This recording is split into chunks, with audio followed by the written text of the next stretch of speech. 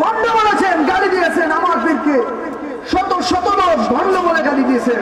কিন্তু আল্লাহ তো বলেই দিয়েছেন যাদের ভিতরে সবর আছে, যাদের ভিতরে ধৈর্য আছে, যারা সৎ পথে ব্যয়কারী, তারা আল্লাহর বন্ধু, তারা চেপবে না, তার রাগ হবে না, তারা গুসা হবে না, বরং তাদের থেকে তোমার খবর আসবে, তোমাদের ধৈর্য তৈরি হবে। এই জন্য আল্লাহ বলে দিলেন বিসমিল্লাহির রহমানির রহিম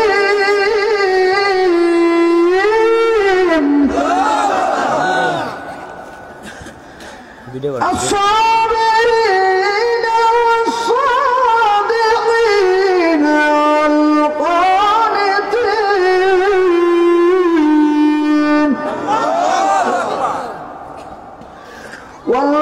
والقانتين والمنفقين والمستغفرين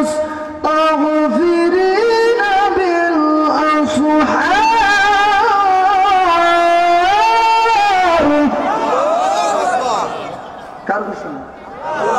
কার ঘোষণা? আরো জোরে বলে, আরো জোরে। আল্লাহ বলে দিলেন যারা আমার বন্ধু, যারা আমার বন্ধু, দুনিয়ার বন্ধু না, দুনিয়ার বন্ধুদের ব্যাপারে আল্লাহ বলেছেন ইত্তাকু ফিরাসাত ইত্তাবিউ মা উনজিলা ইলাইকুম মির রাব্বিকুম ওয়া লা তাত্তাবিউনি মিন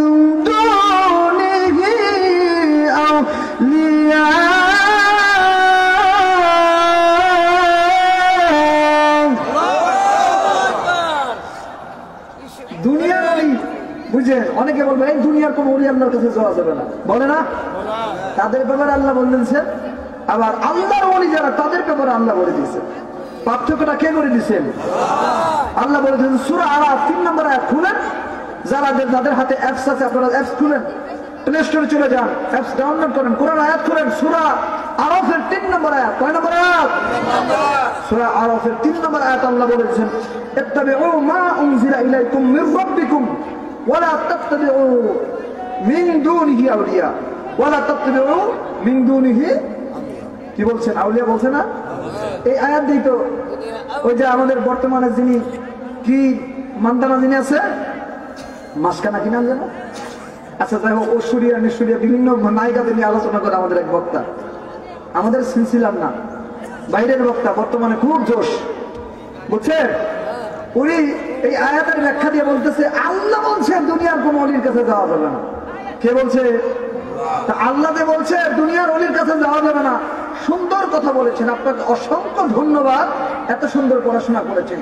কিন্তু আল্লাহ যে এটাও বলেছেন যে আউলিয়া আল্লাহি লা খাউফুন আলাইহিম ওয়া লা হুম ইয়াহজানুন আল্লাযীনা আমানু ওয়া কানু ইয়াত্তাকুন। সুবহানাল্লাহ। এই আয়াতটা আপনার বলা উচিত ছিল। কথা বলেন। আল্লাহ বলেছেন তোমরা দুনিয়ার কোন আমার পক্ষ থেকে, আল্লাহর পক্ষ থেকে যাহা অবতীর্ণ হয়েছে ইহা ব্যতীত তোমরা দুনিয়ার কোন অলিকে অনুসরণ করো না, দুনিয়ার কোন অলির কাছে যাও না। এইটা বলেছেন, এইটা তাফসীর আপনি বলে দেখেন, বলেছেন মিন দুনিহি আউলিয়া ফিত তাগুত, যারা হচ্ছে শয়তানের রাস্তায় আছে, যারা হচ্ছে ভুল রাস্তায় আছে, তাদের কথা বলা হয়েছে। আর সূরা ইউনূস, কোন সূরা? আরো জোরে বলতে হবে। সূরা ইউনূসের 62, 63, 64 কয় নম্বর? কয়টা বললাম? 3টা আয়াত, 62, 63, 64। আল্লাহ স্পষ্ট করে দিয়েছেন যে কারা আউলিয়ার আল্লাহ, কারা আল্লাহর বন্ধু, এদের ব্যাপারে বলেছেন আলা ইন্না আউলিয়া আল্লাহি লা খাউফুন আলাইহিম ওয়া লা হুম ইয়াহজানুন।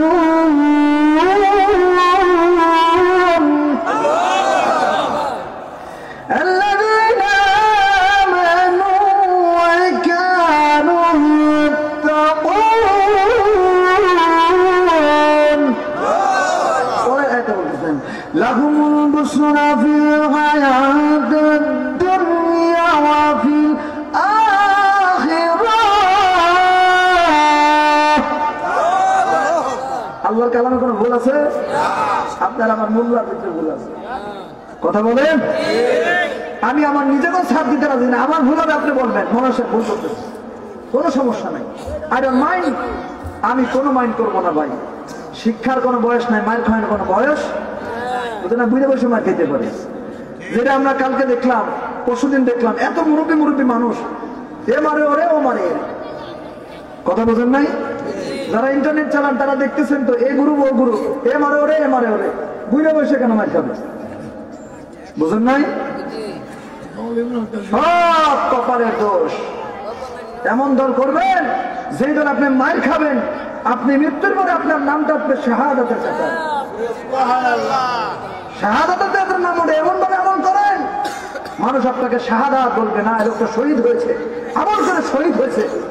কিন্তু এমন দল করেন না, এর একটা জাহান্নামী হয়েছে, লাস্টে বাথরুমের পাশে পায়খানা। বুঝছেন? কিছু কিছু মানুষের কবর হয় আমার ভাইরা রিয়াদুল জান্নাহ, বেহেশতের বাগান। আর কিছু কিছু মানুষের কবর হয় বাথরুমের পাশে। যারা নবীর সম্পর্কে গুস্তাখি করেছে, যারা নবীকে নিয়ে খাটো কথা বলেছে, নবীকে নিয়ে ব্যঙ্গ করেছে, তাদের শেষ পরিণতি হচ্ছে বাথরুমের পাশে। আমার কথা আপনার বেজার হইতেছে? কথা স্পষ্ট, কোনো ঝামেলা নাই। যারা দেখবেন যে নবী নিয়ে আপনি যা শুনেছেন সারা জীবন তার উল্টা বলতেছে, আমার কথার সাথে মিলতেছে না, মানে আপনার সাথে, আপনার কথার সাথে মিলতেছে না, নতুন নতুন কথা শুনতেছেন, যে কথা আপনার জীবনও শুনেন নাই, আপনার বাপদাদাও শুনে নাই। আল্লাহ রাসূল বলেছেন এরাই হচ্ছে ফিতনাবাজ আলেম, ওরা বাইসু, এদের থেকে তোমরা সাবধান, তোমার স্ত্রীর মতো সবাইকে সাবধান রাখবা। দেখবেন এদের মৃত্যুর পর এদের কবরটা হবে বাথরুম, পেশাবের পায়খানা। আর যারা নবীর পক্ষে ছিল, যারা নবীর পক্ষে কথা বলে গেছে, নবীর জন্য জীবন দেওয়ার জন্য প্রস্তুত ছিল, যারা নবীর পক্ষে কথা বলেছে, ভালোবাসার কথা বলে গেছে, এদের কবরটা শেষ মুহূর্তেও আমার ভাইরা কেমন পর্যন্ত মানুষ শ্রদ্ধা করবে, ভক্তি করবে, আমার ভাইরা জিয়ারত করবে, মনে রাখবে। আছে না? নুরুল ইসলাম ফারুকী সাহেবের মাজার এখনো মানুষ জিয়ারত করতে যায়। বিশ্বনী খাজা ফরিদপুরি মাজার শরীফে এখনো মানুষ জিয়ারত করতে যায়। খাজা ইউনুস আলী এনাদপুরি কুদ্দুস আসির রুহুল সাহেবের মাজার শরীফ জিয়ারত করতে মানুষ এখনো যায়। সুফি ফরদানির মাজার শরীফ জিয়ারত করতে এখনো যায়। আব্দুল কাদের জিলানী রাদিয়াল্লাহু তাআলা মাজার জিয়ারত করতে মানুষ এখনো যায়। খাজা মাইনুদ্দিন সাহেবের জিয়ারত করতে এখনো যায়। শাহ ইয়ামানি মুজাদ্দিদ রাহমাতুল্লাহ আলাইহি মাজার শরীফ জিয়ারত করতে এখনো যায়। শাহ বরনের মাজার শরীফ জিয়ারত করতে যায়। কিন্তু দেখেন যারা বদনাম করেছে তাদের কোনো কবর নাম মাজার না, তাদের নাম নয়, বন্ধ করা, ঠিক কিনা বলে? নাই ফেরাউনের মাজার, নাই নমরুদের মাজার, নাই আমার ভাইরা দুনিয়াতে যত খারাপ মানুষ ছিল এদের কারো মাজার শরীফ নাই। মাজার আছে আল্লাহর বন্ধু সকল, নবীর সাহাবী যারা তাদের আছে। আমার কথা বের হয়েছে? এই লোকটা ইসলামের দাওয়াতের ভিতরে বাতাস বইতেছিল। আবু যর গিফারী রাদিয়াল্লাহু তাআলা বলে, আব্বাজান বিদায় দাও, বিদায় দাও, আমি যাচ্ছি ইসলামের দাওয়াত কবুল করার জন্য। এবার রান্না হয়ে গেল। আবু যর গিফারী পাহাড়ের পদদেশ থেকে উঁকি মারে।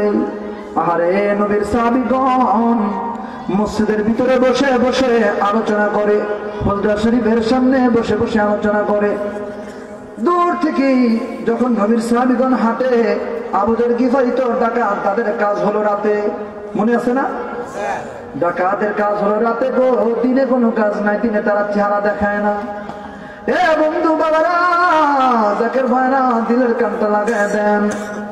আমাদের গিফারী পাহাড়ের গুহার পাশ থেকে বিভিন্ন আড়াল থেকে উকি ঝুঁকি মারে গো, দেখা যায় নাকি মুহাম্মদ রাসূলুল্লাহ সাল্লাল্লাহু আলাইহি ওয়াসাল্লামের চেহারা মুবারককে দেখা যায়নি। তাকায় দেখে নুরানি সুন্দর চেহারা, ঝলমল ঝলমল করতেছে সুন্দর চেহারা। আবু যর গিফারী যখন ওই সাহাবীগুলা পাহাড়ের কাছে যায় পৌঁছে গেল, আবু যর গিফারীর সামনে উপস্থিত হয়ে গেল। আসসালাতু ওয়াসসালামু আলাইকা ইয়া রাসূলুল্লাহ। হযরত আলী রাদিয়াল্লাহু তাআলা ডাক দিয়ে বলতেছে, যুবক তুমি কে? বলে, আমার নাম আবু যর গিফারী, আমি গিফার বংশের মানুষ, আমি গিফার বংশের মানুষ, আমি গিফার বংশের মানুষ। আপনি হযরতে মুহাম্মদ রাসূলুল্লাহ ঠিক না? আলী রাদিয়াল্লাহু তাআলা বলল, না গো না, আমি মুহাম্মদ না, আমি মুহাম্মাদের একজন আপনা উম্মত। তাহলে মনে হয় তোমার পাশে আবু বকর রাদিয়াল্লাহু তাআলা দেখা যায়, ওই যে সুন্দর চেহারার মানুষ, মনে হয় উনি মুহাম্মদ না গোনা। তার পাশের জুনিয়রাইন উসমান গনিকে দেখা যায় মনে হয় উনি মুহাম্মদ না গোনা। তাহলে কে মুহাম্মদ, তোমরা কারা? বলতেছেন এই আবু জাহল তুমি কি মুহাম্মদ রাসূলুল্লাহকে দেখো নাই? না রে না, দেখি নাই। আমরা হলো মুহাম্মদুর রাসূলুল্লাহ সাল্লাল্লাহু আলাইহি ওয়াসাল্লামের একজন সাহাবী সঙ্গী সাথী। আমরা নবীর উম্মত। আবু জাহল গিফারি ডাক দিয়ে বলে হায় হায় হায় হায়, নবীর সাহাবীদের চেহারা যদি এত সুন্দর হয়, না জানি আমার নবীর চেহারা কত সুন্দর।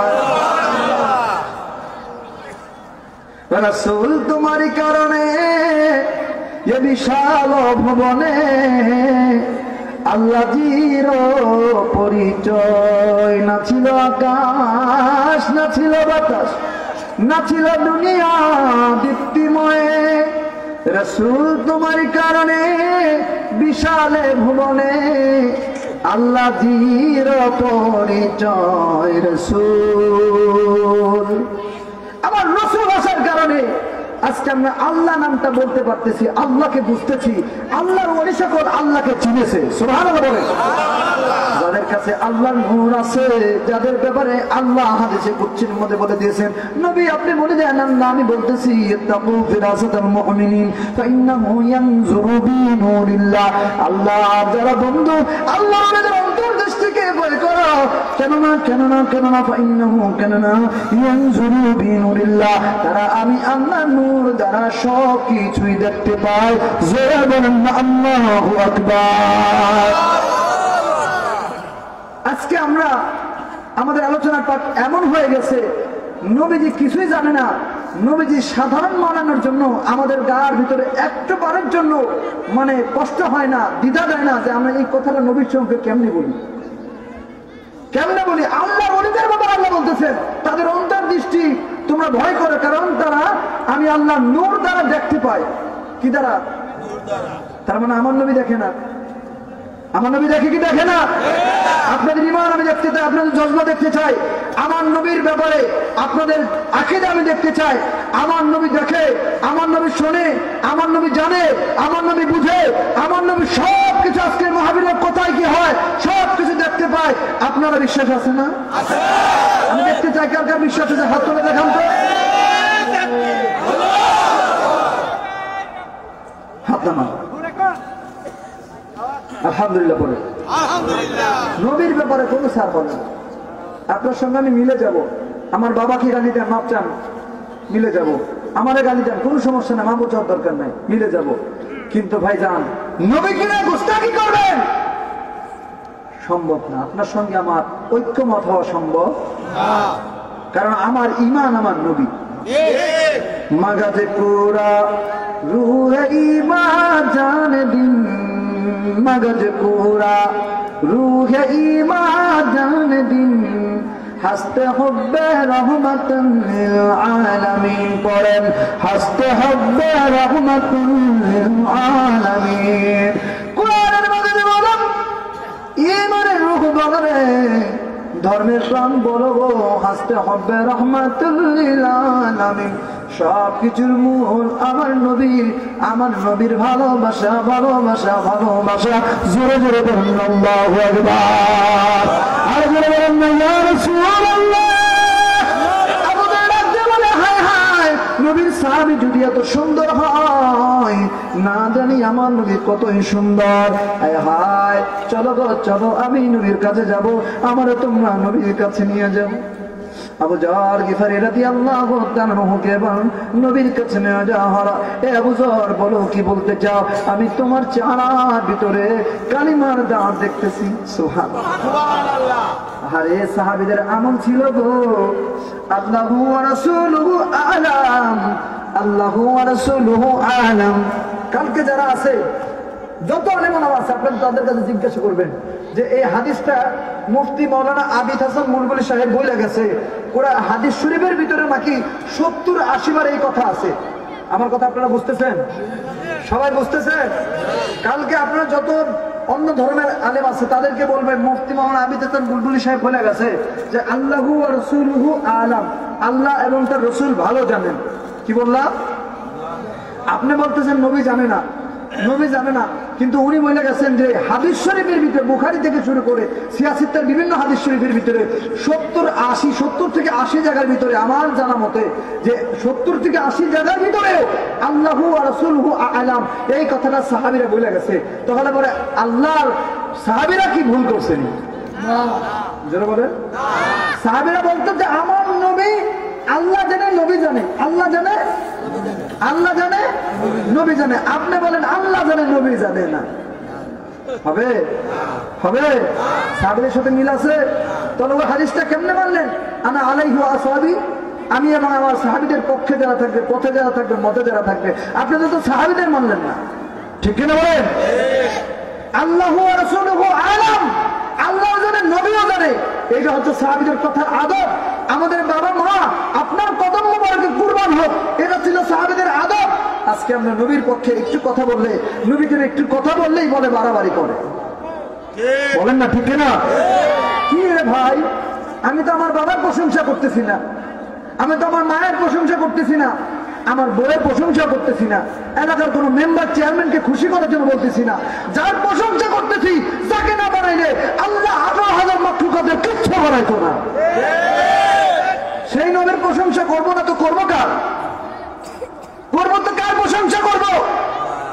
যে নবীর প্রশংসা সব আল্লাহ নিজে করেছেন।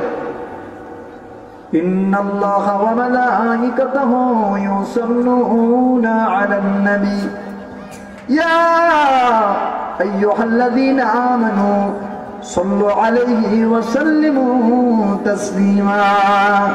প্রশংসা করেছেন কে? মা কানা মুহাম্মাদুন আবা আহাদিন মিন রিজালিকুম ওয়ালাকিন রাসূলুল্লাহি ওয়া খাতামান নাবিয়্যিন।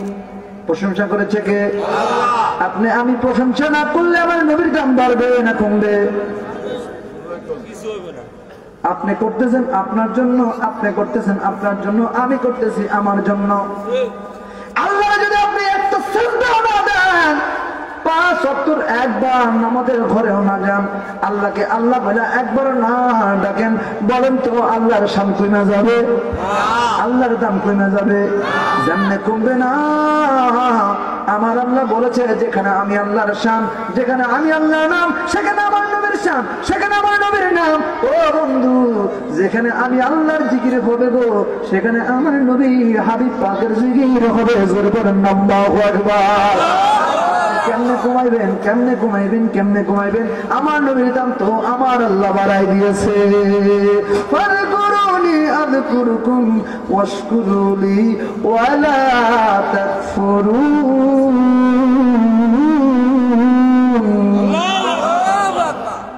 এ বন্ধু বাজাবেন, শুনেন শুনেন শুনেন। আবু যার গিফারী রাদিয়াল্লাহু তাআলা বলতেছে, হুজুর আল্লাহু ওয়া রাসূলুহু আ'লাম, মনের খবর আমার নবী আল্লাহ ভালো জানে। এ আবু যর, এটাই যদি হয় আজকে থেকে তুমি আমার সঙ্গে কালেমা পড়ো, লা ইলাহা ইল্লাল্লাহু মুহাম্মাদুর রাসূলুল্লাহ। জোরে বলেন সাল্লাল্লাহু আলাইহি ওয়াসাল্লাম। বলেন না মদিনা মদিনা আশাকম, মদিনা মদিনা আশাকম, দিদার দিয়া কাঁদো সবে, দিদার যে কাঁদো সবে, হন নবীর দেওয়ানা।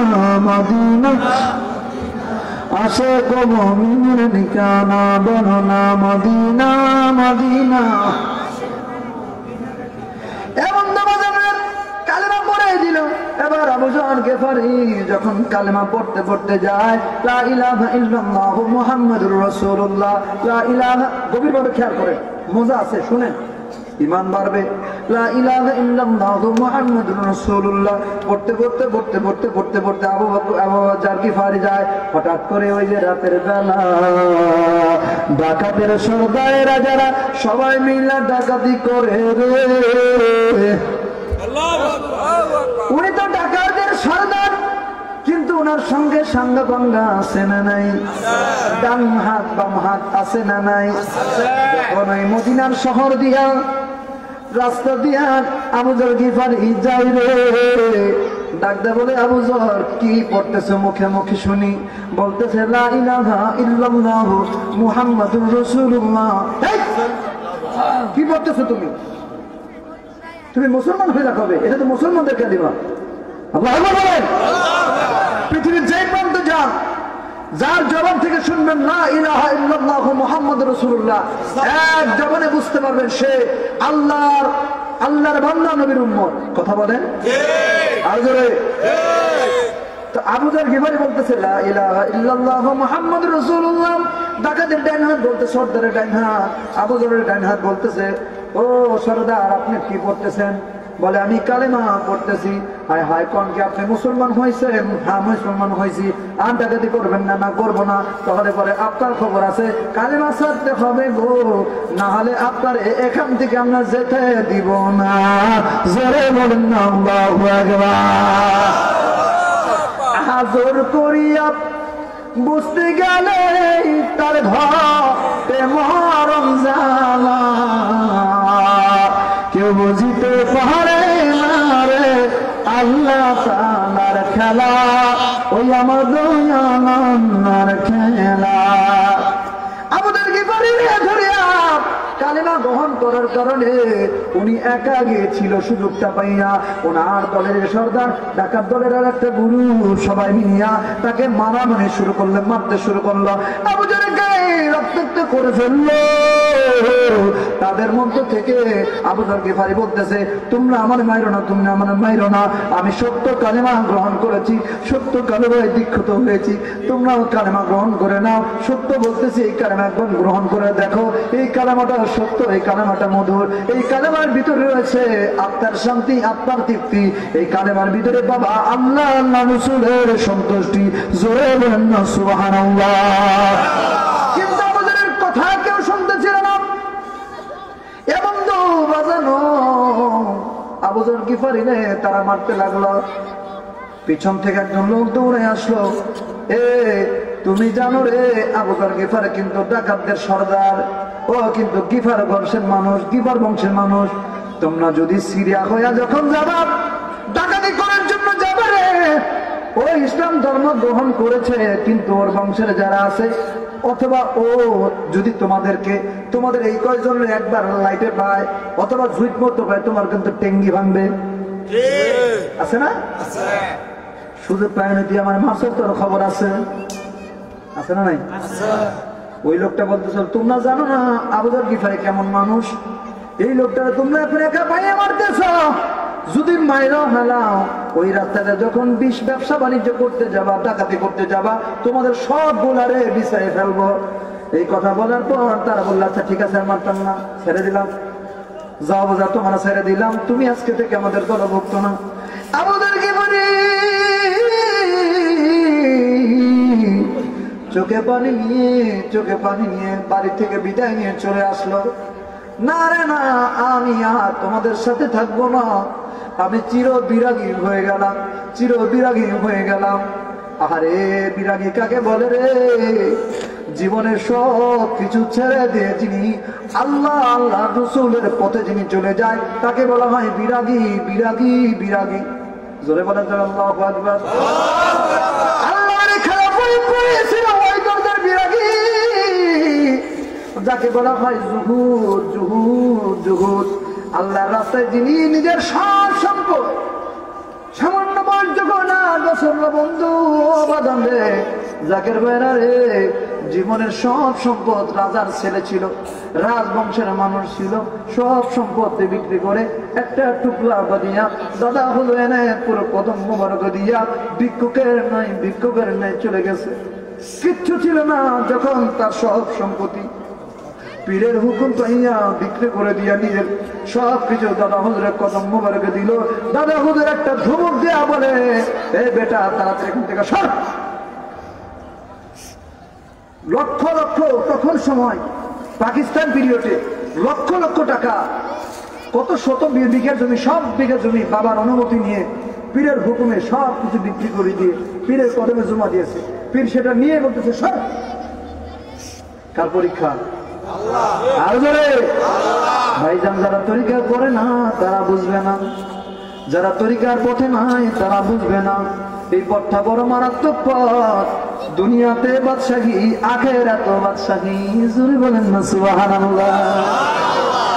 সব হুজুরকে দূর করে দিল, দূরে পাঠাই দিল। আমার বের খাদা বাবা ওই পাহাড়ের পদদেশে একটা গভীর জঙ্গলের বাসা, যমুনা নদীর তীরের জঙ্গলের কাছাকাছি এমন একটা জায়গা, দরবার শরীফ থেকে একটু দূরে কাঁদতেছে। আহারে আমার বাবা আমার বিদায় দিয়ে দিয়েছে, আমার মা আমার থেকে চলে গেছে, আমার পীর আমার দূরে খেলায় দেয়। আমার কিচ্ছু বলতে কিচ্ছু নাই, আমার কিচ্ছু বলতে কিচ্ছু নাই। আমি কারে নিয়ে থাকবো, কারে নিয়ে বাঁচবো, কারে নিয়ে চলবো।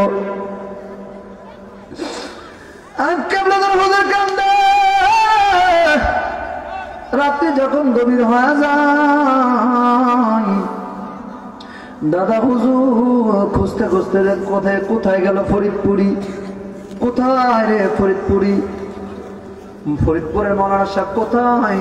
খুঁজতে খুঁজতে খুঁজতে খুঁজতে খুঁজতে হয়ে দেখলো গভীর একটা জায়গা গো, দরবার শরীফ থেকে একটু দূরে। হুজুর কেবলা জাম চোখের পানি ছেড়ে কাঁদতেছেন। কেউ বোঝে না, কেউ শোনে না,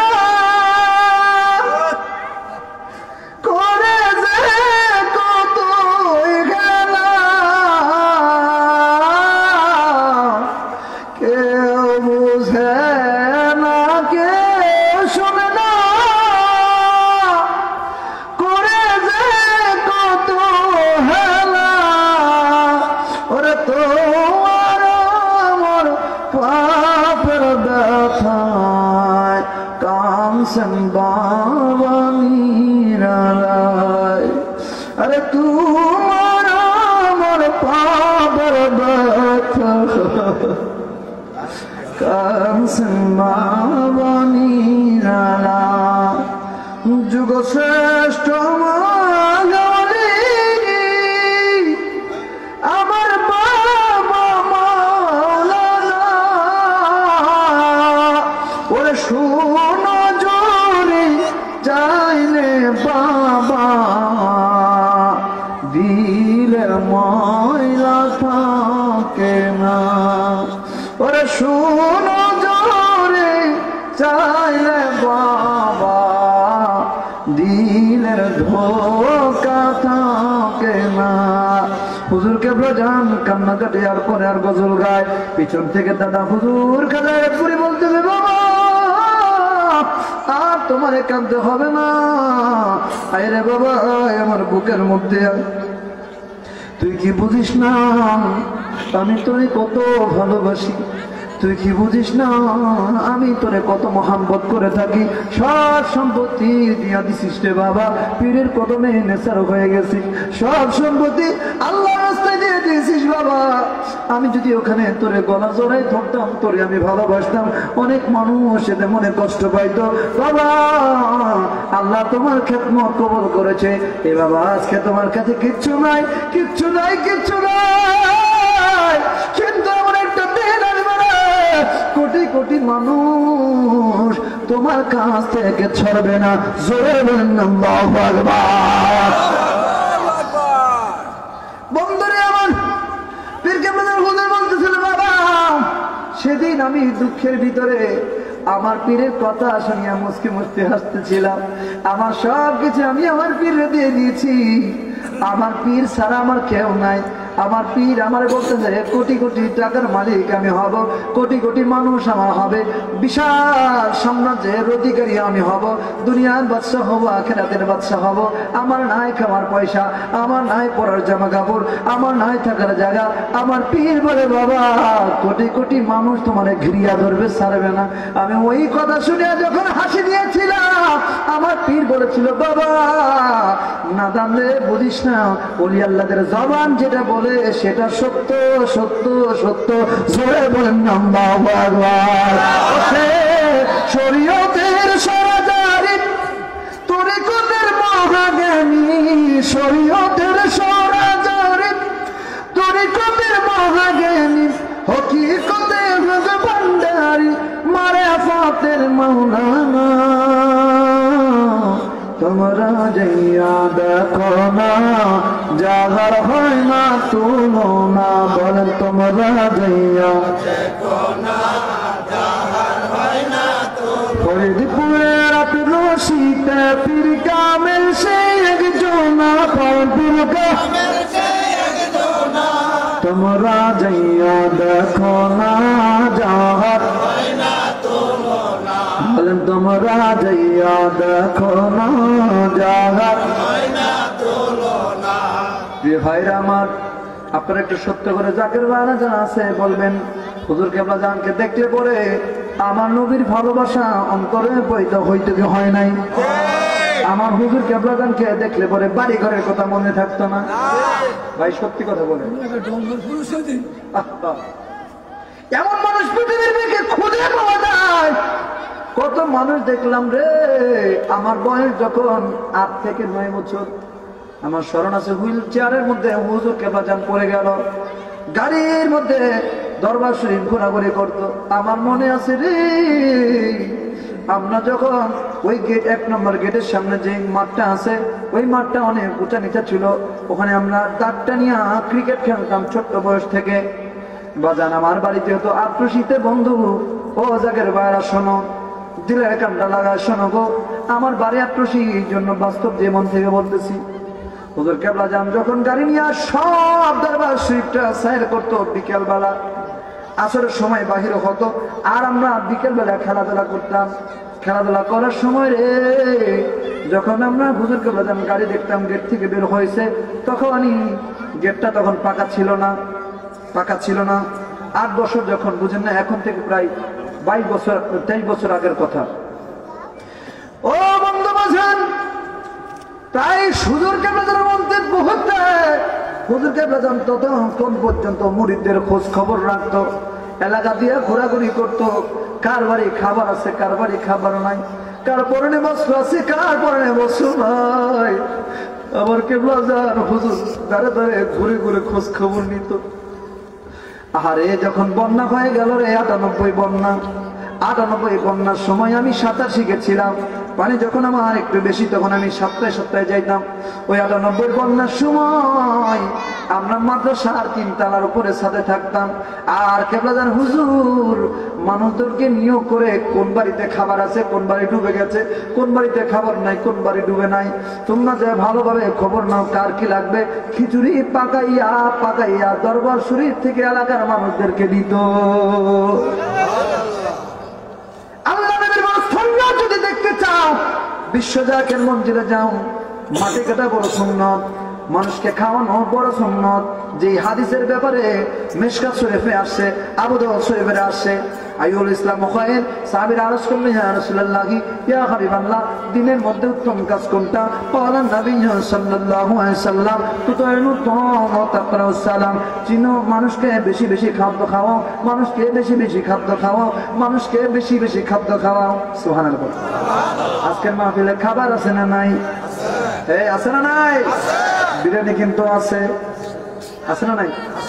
বিরিয়ানি আছে বন্ধু, খাওয়া দাওয়ায় ভরপুর, তার নাম ফরিদপুর। কথা কম কাজ বেশি, তার নাম আটুরাশি। কথা বলেন নাই? আমরা মানুষকে খাওয়াই, আর একদল মানুষ আছে তারা না খাইয়া বেজার হয়। আমরা মানুষকে খাওয়াইয়া খুশি হই, আর একদল মানুষ আছে না খাইয়া বেজার হয়। এ তো খাওয়াই না, আবার খাওয়াইতেও পারে না, আবার উল্টা ফিরে বদনাম করে, বেজার হয় আমরা কেন খাওয়াই। তুমি কি নবীর ওই হাদিসটা পড়ো নাই, যে হাদিসের ব্যাপারে নবীজি বলেছে মানুষকে খাদ্য খাওয়াও, খাদ্য খাওয়াও, খাদ্য খাওয়াও। এখানে বলে নাই কে গরিব, কে বড় লোক, কে অসহায়, কে ধনী দরিদ্র, সবাইকে খাওয়া, খা বেশি করে খা। নবীর বড় একটা সুন্নাত পালন করে যাও, যদি তাহার মধ্য থেকে অসহায় হত দরিদ্রদেরকে খাওয়াইতে পারো রে, এটা উত্তম হিসেবে সওয়াব লেখা হবে। জোরে বলেন আল্লাহু আকবার।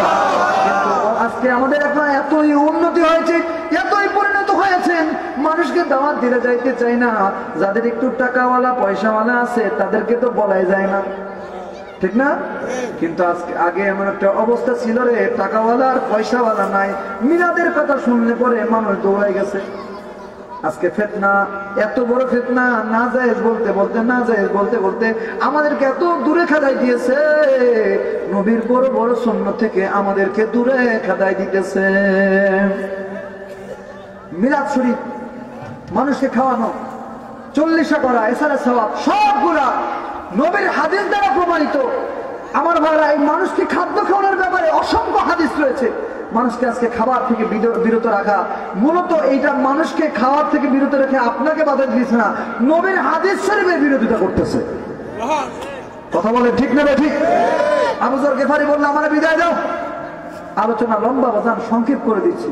পীর কেবলা যান খোঁজ খবর নিয়ে নিয়ে মানুষকে খাওয়াইতেন, নবীর সুন্নাত পালন করতেন।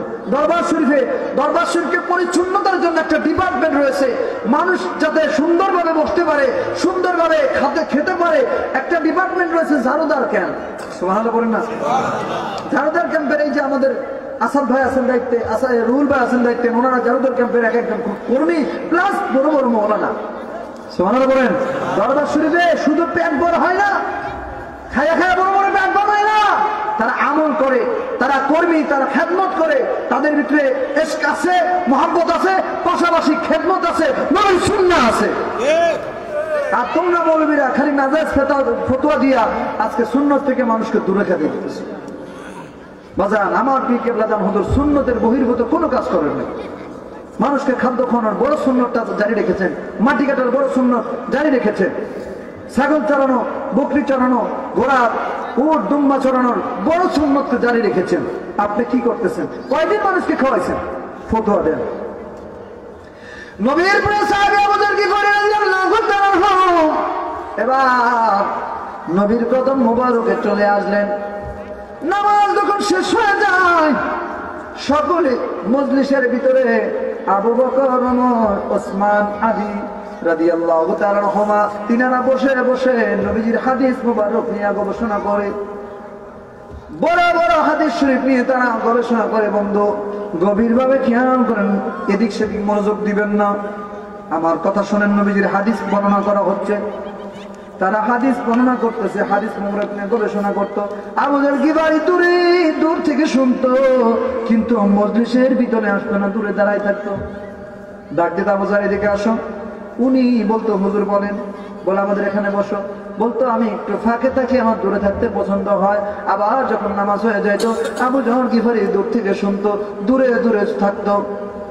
নবীদের কদম মোবারকে আবু যর গিফারি রাদিয়াল্লাহু তাআলা আনহুর নামে কমপ্লেইন করা হচ্ছে, ইয়া রাসূলুল্লাহ, ইয়া হাবিবাল্লাহ, আবু যর গিফারি আমাদের থেকে দূরে দূরে থাকে, আমাদের থেকে দূরে দূরে থাকে, আমাদের মজলিসের ভিতরে আসে না, আমাদের মজলিসের ভিতরে বসে না। যাও আবু যরকে ডেকে আনো। আবু যর, কি হয়েছে? ইয়া রাসূলুল্লাহ, ইয়া হাবিবাল্লাহ,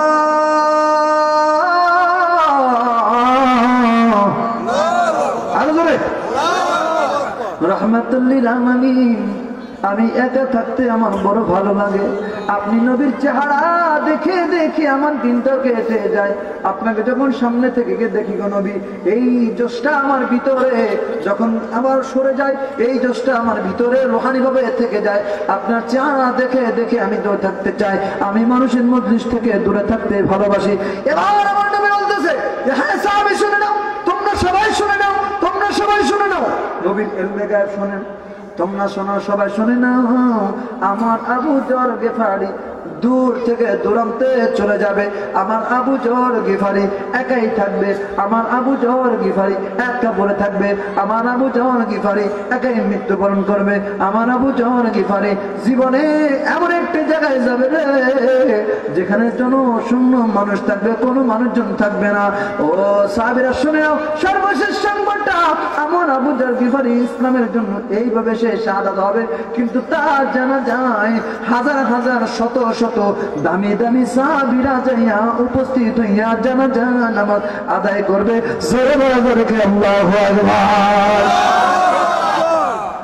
আরে কে বলে রে দয়াল নবী গায়েব জানিনা, আরে কে বলে রে দয়াল নবী গায়েব জানিনা, গায়েবের খবর দেনে ওয়ালা শাহে মদিনা, গায়েবের খবর দেনে ওয়ালা শাহে মদিনা। আহা, কত সুন্দর ভাবে আশেক লেগেছে। ওরে আমি তোমার প্রেমের ভিখারি ইয়া রাসূলুল্লাহ, আমি তোমার প্রেমের ভিখারি ইয়া রাসূলুল্লাহ, ইয়া হাবিবাল্লাহ, আমি তোমার প্রেমের ভিখারি। সুবহানাল্লাহ বলেন না? আমরা নবীর প্রেমের ভিখারি কিনা? এখানে বসছি যে নবীর দাওয়াত জন্য, নবীর ইত্তেহাদি, নবীজির জোশ, নবীজির আমাদের দিকে থাকে নজর থাকে, নেক নজর থাকে, নেক দৃষ্টি পড়ে, এই জন্য আমরা বসি। আল্লাহ পাক আপনাদের উপস্থিতির কারণে, আল্লাহ পাক আজকে এই জান্নাতের বাগানের কারণে, আল্লাহ পাকের মাহফিলের ওসিলায় মদিনার দিদার আমাদের এক একজনকে একবার হলেও দিদার নসিব করান। জোরে বলেন আমিন, আর জোরে বলেন আমিন। আবু যর গিফারি দূরে চলে গেল, বিবাহ শাদী করিয়া তার বিবিকে নিয়ে দূর থেকে দূরান্তে এমন একটা স্থানে চলে গেল রে। আহারে, কোন মানুষ নাই, জনশূন্য মানুষ। খাবার দাবার আল্লাহর পক্ষ থেকে আসে, একজন মানুষ প্রতিদিন তাকে খাবার দেয়া যায়। ওই খাবার এক পোশাকে সারা জীবন পার করে দিল। এমন একটা সময় আবু যর গিফারি অসুস্থ হয়ে পড়ল। অন্তিম মুহূর্তে শেষ বিদায়ের কালে আবু যর গিফারি অসুস্থ হওয়ার কারণে বিবি বলতেছে, স্বামীরে, আমি এমন একটা স্থানে আপনার সঙ্গে আছি স্বামী। ও স্বামী, আপনারা নিয়ে আমি কোন ডাক্তার দেখাইবো আমার এমন কোনো শব্দ নাই। আবার আপনারে আমি কেমন কোন জায়গায় নিব এমন কোন যানবাহন নাই। কি থেকে কি করব কিচ্ছু জানি না। এখন যদি আপনি মারা যান আমি কিভাবে কি করব আমি কিছুই জানি না, কিছুই বুঝতে পারতেছি না। আবু যর গিফারি বলতেছেন, সাহাবীদের আকীদা শুনেন। আবু যর গিফারি বলতেছে, ও আপনাদের বিবি শুনে নাও, শুনে নাও, আমার রাসূল বলে গিয়েছে, আল্লাহু আকবার, আমার রাসূল বলে গিয়েছে,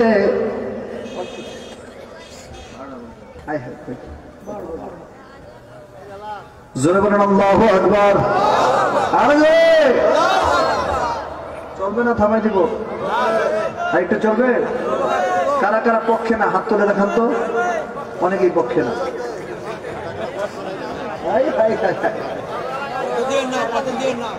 মানুষ তো মানুষ বানাইতে পারলাম না, হ্যাঁ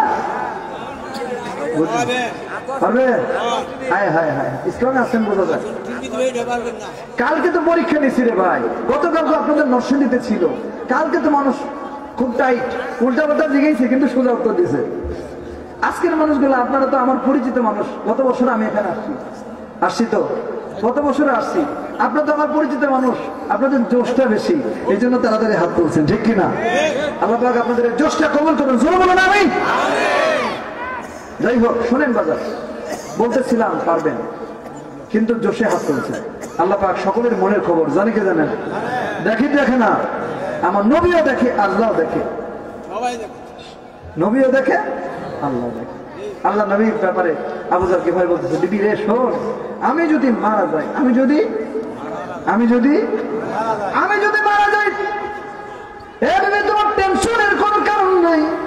আমার রাসূল বলে গিয়েছে আমার মৃত্যু হবে একা, আমার মৃত্যু হবে একা, কিন্তু আমার মৃত্যুর পর পর শত শত সাহাবী, এমনকি যে মদিনার সবচেয়ে বড় সাহাবী, বড় মুফতি, যাকে মুফতি বলা হয়, হযরতে আব্দুল্লাহ ইবনে মাসউদ, ওনার দ্বারা আমি নবী, আমার নবী বলেছে আমি আবু যর গিফারির জানাজা হবে। জোরে বলেন আল্লাহু আকবার।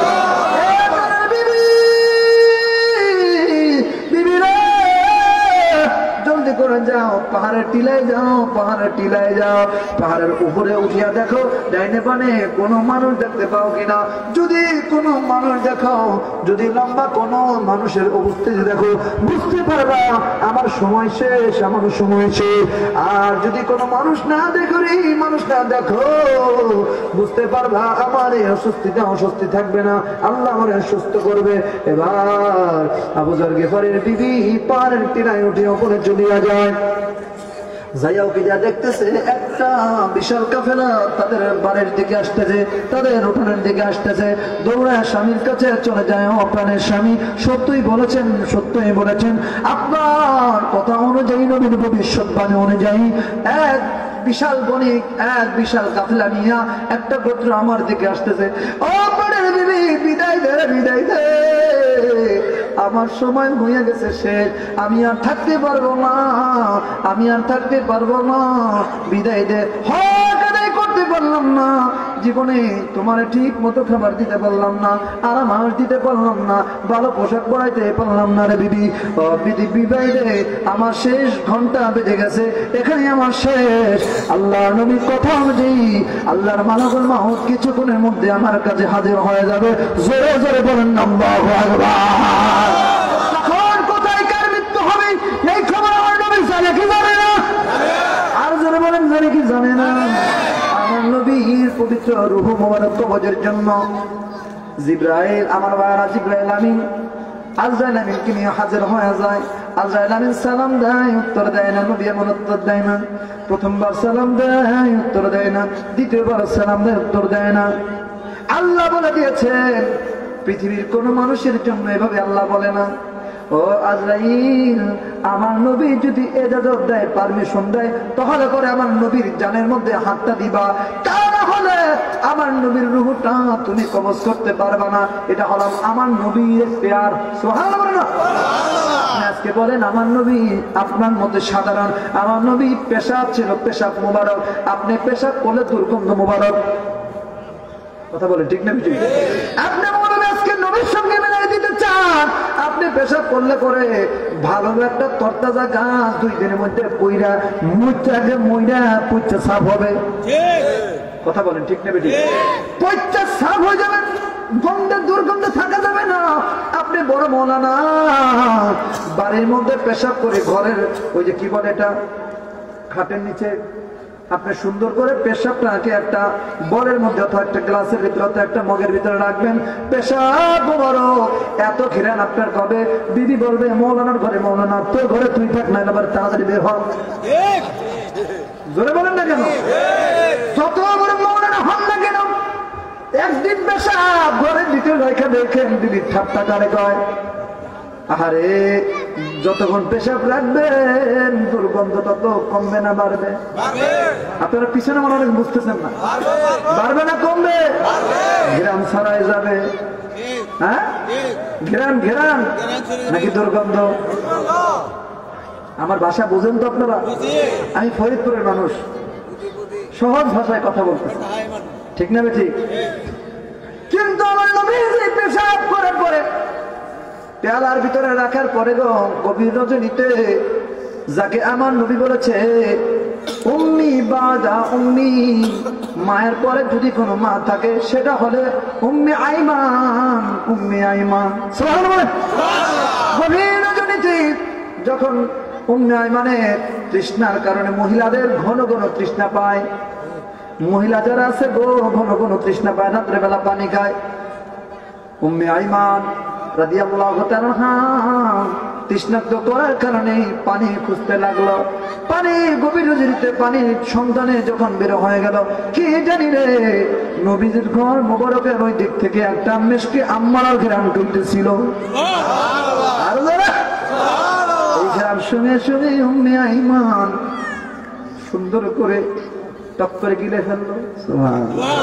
সকালবেলা আমার নবী বলে উম্মে আইমান রে, পেহালার ভিতরে পেহালার ভিতরে জি আমার পেশাব ছিল রে, পেশাব কই গেল? উম্মে রে বলতেছি ইয়া রাসূলুল্লাহ, ইয়া হাবিবাল্লাহ, আমার নবী গো, আমার নবী গো, আল্লাহর কসম করে বলি আমি কোনো পেশাব পাই নাই।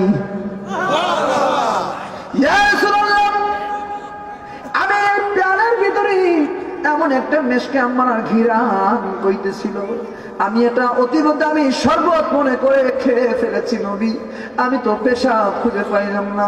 আমার নবী বলে উম্মে আইমান রে, উম্মে আইমান, এটাই যদি তোমার বিশ্বাস, যেটাই যদি তোমার ইমান হয়, বলে দেই আমি নবীও বলে দেই তোমার বংশ থেকে কোনোদিন দুর্গন্ধ বের হবে না। জোরে বলেন আল্লাহু আকবার। তুমি মৌলবী পেশাব করলে পরে যেই জায়গায় তোমার মাদ্রাসার পেছনে যেখানে পেশাবখানা দিয়েছো, তুমি একদিনের বেশি 2 দিন পেশাব করলে পানি যদি না দাও, ওই জায়গায় পুচ্চা পোলা পানি করে কোন বেয়াদব পেশাব করছে? তোমার ছাত্ররা তোমার গালি দিবে রে, পানি যদি ভালো মতো না মানো। তোমার বিবি তোমার ঘর থেকে বের করে দিবে পানি যদি না মানো, পেশাব যদি ঘরে করো, ঠিক কিনা? তুমি যদি পায়খানা করো, তোমার পায়খানা যদি সেটা হয় 2-3 দিনের সফরের পায়খানা, এত দুর্গন্ধ রে, তোমার পায়খানার দুর্গন্ধে ঘরের ভিতরে পর্যন্ত থাকা যায় না। কথা বলেন না কেন ভাই? মৌলানা সাহেবরা আছে না যারা বড় বড় ফতোয়া দেয়, নবী আমার মতো মানুষ, সাধারণ মানুষ, নবীও বিয়ে করছে, আমরা বিয়ে করছি, নবী তো বাচ্চা কাচ্চা জন্ম দেয়, আমরাও দেয়, বলে না? আরে সূরা মুনাফিক তারা বলে নাই, এই কথা কোনো মুমিনের কথা না। সূরা মুমিন যদি পড়তো তাহলে তারা বুঝতো। সূরা মুনাফিকের ভিতরে আমার আল্লাহ তাআলা স্পষ্ট করে দিয়ে বলে গেছেন, হাবিব, মুনাফিক তারা বলবে আপনিও পেশাব পায়খানা করেন, তারাও করে, আপনিও বাচ্চা কাচ্চা জন্ম দেন, তারাও দেয়, আপনিও বাজার শাদী করেন, তারাও করে, আপনিও ছেলে সন্তান স্ত্রী পুত্র নিয়ে বসবাস করেন, তারাও করে, কিন্তু তারা মুনাফিক, তারা মুনাফিক, তারা মুমিন না, তারা মুমিন না। জোরে বলেন না আল্লাহু আকবার। প্রিয় ভাইরা আমার, মুমিন আর মুনাফিকের পার্থক্য হচ্ছে নবী। নবী দেয়া মুনাফিক চেনা যায়, নবী দেয়া মুমিন চেনা যায়।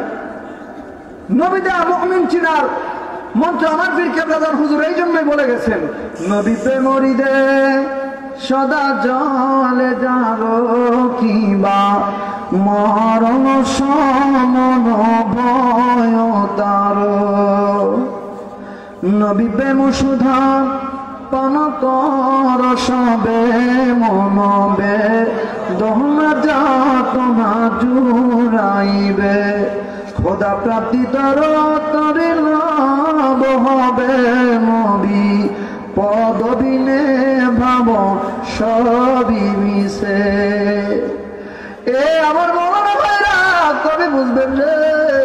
মরার পরে বুঝলে পরে সর্বনাশ হয়ে যাবে। মরার আগে বুঝে যান, নবী বুঝে যান, নবী বুঝে যান, নবী চিনে যান। যদি দুনিয়াতে অন্ধ থাকেন, নবী না চিনেন, যদি নবী না বুঝে যান, সর্বনাশ হয়ে যাবে। আপনার ভুরি ভুরি আমল আপনারে জান্নাতে নিতে পারবে না। আলোচনা ভাইজান, আমার আগে ভাই বলেছেন, আমি নবী না চিনিলাম, কি যে ভুল করিলাম, ভস্মে ঢালিলাম কি। এত পড়াশোনা এত কিছু করে কি লাভ, যদি ওই পড়াশোনার ভিতরে নবীর প্রেম না থাকে, নবীর ভালোবাসায় যদি না থাকে, এত কষ্ট করে পড়াশোনা করে আলেম হয়ে কি দরকার আপনার? এত কষ্ট করার কি দরকার আপনার? আপনি রাজমিস্ত্রি করেন, কাঠমিস্ত্রি করেন, দেখবেন তাদের ভিতরে নবীর কথা বলা মাত্র তাদের চোখে পানি চলে আসে। যারা দিন কর্মজীবী মানুষ, এদেরকে নবীর প্রেমের কথা বললে পরে তাদের দিলটা নরম হয়ে যায়। আপনি মৌলানা হয়ে কি লাভ? শত শতবার আপনার নবী সম্পর্কে বুঝাইলে পরে আপনি বুঝতেছেন না। মৌলানা আউয়াল হোসেন কুতুবপুরি সাহেব, আমরা যারা আলেম ওলামা আছি, মুনির হোসেন গাদ্দারি সাহেব সহ যত, জহুরুল ইসলাম ফরিদি বলেন, রুহুল আমিন সিদ্দিকী বলেন, আমরা আলোচনা খুঁজি, হাদিস শরীফ খুঁজি, কতটা হাদিস শরীফ খুঁজি। অনেক সময় 20-30-40টা হাদিস শরীফ একদিনে পড়া হয়। কেন পড়া হয়? দেখি নবীর সম্পর্কে একটা ভালো সম্মানের ওয়াজ খুঁজে পাই কিনা। আমার কথা বুঝবেন? আমার উদ্দেশ্য কি? দেখি নবীর একটা প্রেমের আলোচনা, নবীর সম্মান বাড়ে এমন কোন আলোচনা খুঁজে পাইনি হাদিস শরীফের ভিতরে। খুঁজতে থাকি, খুঁজতে থাকি, খুঁজতে খুঁজতে 12টা 1টা 2টা বেজে যায়। আপনি মিয়া কেমন নবীর প্রেমিক? ওয়াদের ভিতরে নবীর সম্মানের বিরোধিতা করার জন্য আপনি তার মানে পড়াশোনা করতেছেন। পার্থক্য তো এখানে স্পষ্ট। একজনের আলেম ওলামা তারা নবীর শান কেমনে বাড়ে সেই আলোচনা খুঁজতে থাকে, আপনি নবীর ইজ্জত কেমনে খাটো করা যায় সেই আলোচনা খুঁজতে থাকেন। পার্থক্য আছে না বাবা? আগেই বলেছি, কাগজের ফুল আর আসল ফুল, ফুল দুই ফুলের ভিতরে পার্থক্য। 1 লক্ষ টাকা আপনি সুন্দর করে গুনে 5 বার, 2 বার জায়গায় 3 বার, 3 বার জায়গায় 5 বার পর্যন্ত গুনেন, একটা নোট ভুল হয় কিনা নবী বোঝা যাবে না? নবী চিনে যেতে হবে না? কবরের সামনে বুঝে যেতে হবে, কোনটা আসল কোনটা নকল বুঝে যেতে হবে। সর্বনাশ হয়ে যাবে যদি নবী চিনে না যান, নবী না বুঝে যান। প্রিয় ভাই আমার, নবীর প্রেম, নবীর ভালোবাসা, নবীর মহব্বত যদি আপনার অন্তরে থাকে, ভয় নাই হাসরে, ভয় নাই পৌঁছে রাতে, কোনো কারণে ডর নাই।